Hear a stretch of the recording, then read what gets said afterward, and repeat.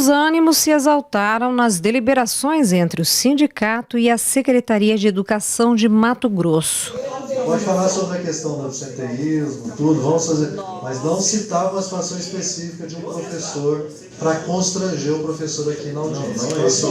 A principal discussão aqui é o redimensionamento das escolas, que passa a responsabilidade para os municípios do ensino fundamental, que vai do 1º ao 5º ano. E aí vem a bronca do sindicato, porque isso impacta no orçamento dos municípios e também abarrota as salas de aula das escolas estaduais, aumentando o trabalho dos professores. O município de Barra do Garças, por exemplo, teve mais da metade de suas escolas fechadas, de 17 escolas, 9 foram fechadas, né, sem um estudo de impacto a médio e a longo prazo. Além do que, os municípios recebem estudantes, recebem uma atribuição que futuramente eles não darão conta de financiar a educação do município, acarretando impacto no pagamento do piso salarial, no investimento nas questões pedagógicas. Então não existe uma audiência pública para consultar a comunidade, não existe um diálogo com os profissionais e muito menos com os estudantes para que esses fechamentos, não é redimensionamento, é fechamento de escola, seja feito nos municípios e no estado de Mato Grosso. Vocês estão preocupados também com o professor, com o aumento da carga horária?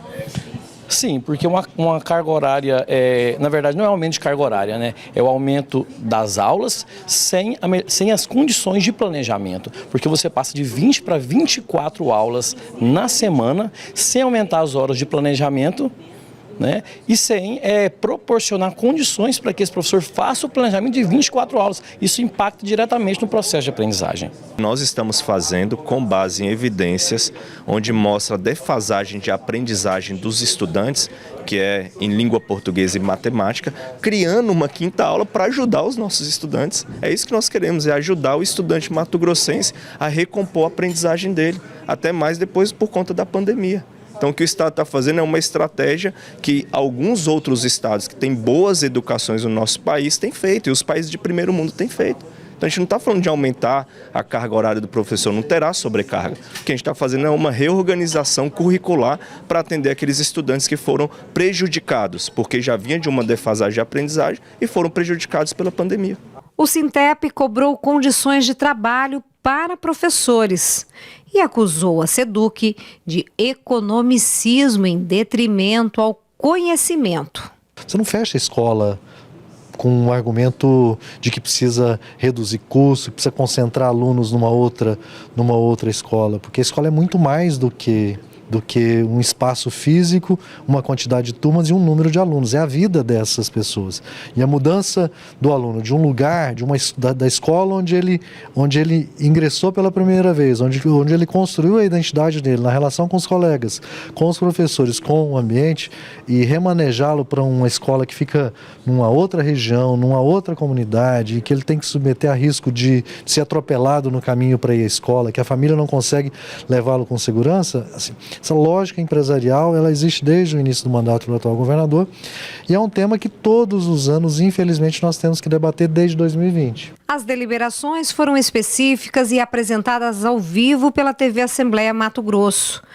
Outra questão discutida foi a disciplina de espanhol ministrada nas escolas. O que nós precisávamos é fortalecer a disciplina de língua espanhola na educação pública estadual, inclusive para dar ao estudante da escola pública as mesmas condições que o estudante da escola privada tem de fazer a prova do Enem. Porque a prova do Enem, você pode escolher a língua estrangeira inglês ou espanhol.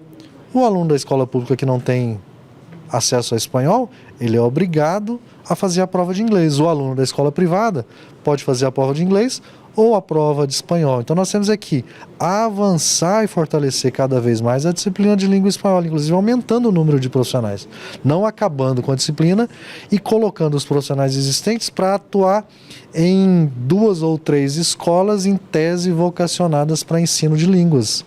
O ensino de línguas tem que ser uniforme para todos os alunos da rede estadual. O advogado dos professores do idioma se posicionou, inclusive quando o assunto é o Enem. ele vai ter que fazer o Enem em inglês, mesmo que ele nem goste.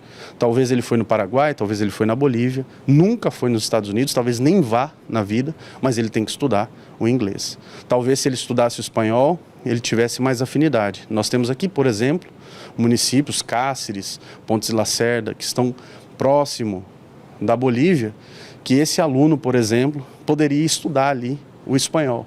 Nós não conseguiremos, esses alunos não conseguirão estudar o espanhol.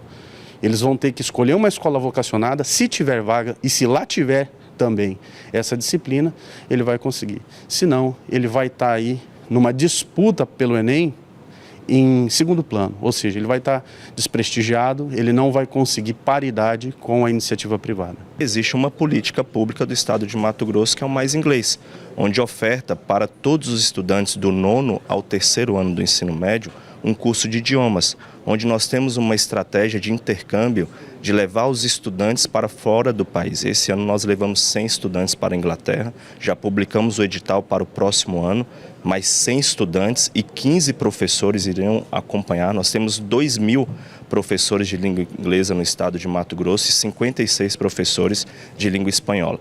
Esses professores serão atribuídos em escolas vocacionadas para a língua espanhola, para línguas, não somente língua espanhola, mas também língua inglesa, que são escolas que ficam aqui em Cuiabá, Várzea Grande, Rondonópolis. Então não tem o que se falar que esse componente curricular foi retirado da nossa matriz. Ele continua com uma estratégia diferente e uma reorganização diferente nas unidades escolares.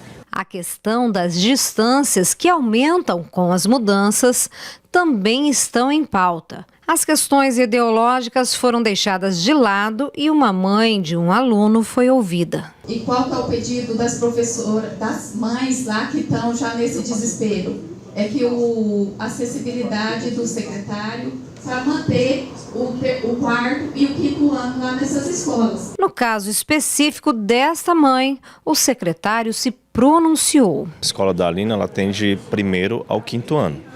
A reivindicação da mãe foi em relação de manter o 4º e o 5º ano para dar terminalidade e depois dar continuidade na rede estadual. Nós já pedimos para levantar a quantidade de estudantes para manter esse 4º e o 5º e abrir as matrículas novas já na rede municipal, para não ter esse problema de distância muito grande em relação a uma escola e outra. A ideia é manter esse diálogo entre profissionais da educação e SEDUC pelo intermédio da Casa de Leis, que fiscaliza o serviço no estado. A escola é muito mais do que um espaço físico, uma quantidade de turmas e um número de alunos. É a vida dessas pessoas.